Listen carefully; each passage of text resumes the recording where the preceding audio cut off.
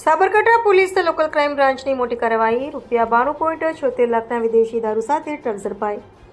હોળી ધૂળેટી તહેવારો પૂર્વે ગેરકાયદેસર પ્રવૃત્તિઓ પર કડક નજર રાખવા માટે ચલાવવામાં આવેલી સ્પેશિયલ પ્રોહિબિશન ડ્રાઈવ દરમિયાન સાબરકાંઠા એલસીબીએ મહત્વપૂર્ણ સફળતા મેળવી છે. રાજસ્થાન બોર્ડર તરફથી ખોટી બિલ્ટીઓ બનાવી ગુજરાતમાં ભારતીય બનાવટના વિદેશી દારૂની હેરાફેરી કરવામાં આવી રહી હોવાની બાતમીના આધારે ટ્રક સહિત દારૂનો જથ્થો ઝડપી પાડવામાં આવ્યો છે.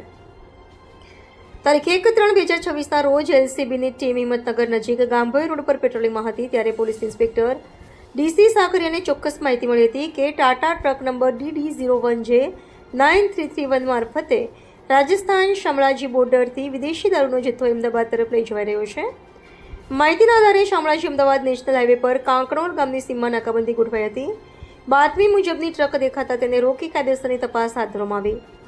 ચાલાકીથી છુપાવવામાં આવેલ દારૂનો જથ્થો ટ્રક પર લગાવેલી તાડપત્રી ખોલીને તપાસ કરતા ઉપરના ભાગે પ્લાસ્ટિકના કટ્ટા ગોઠવેલા જોવા મળ્યા. તેની નીચે ભારતીય બનાવટની ઇંગ્લિશ દારૂ અને બિયરની પેટીઓ છુપાવી રાખવામાં આવી હતી. પ્રાથમિક તપાસમાં માલ હેરાફેરી માટે ખોટી દસ્તાવેજી વ્યવસ્થા કરવામાં આવી હોવાની વિગતો સામે આવી છે. જપ્ત મુદ્દામાલ દારૂ, બિયરની પેટી 679, કુલ બોટલ 13,584, ટ્રક સહિત કુલ મુદ્દામાલની કિંમત ₹92,76,196. આ અંગે આરોપી વિરુદ્ધ હિંમતનગર એ ડિવિઝન પોલીસ સ્ટેશન ખાતે ગુનો દાખલ કરી વધુ તપાસ હાથ ધરવામાં આવી છે. પોલીસ તંત્ર દ્વારા કેસમાં સંકળાયેલા અન્ય ઇસમોની સપ્લાય ચેઇન અંગે તપાસ તેજ કરવામાં આવી છે. HK news Sabarkantha.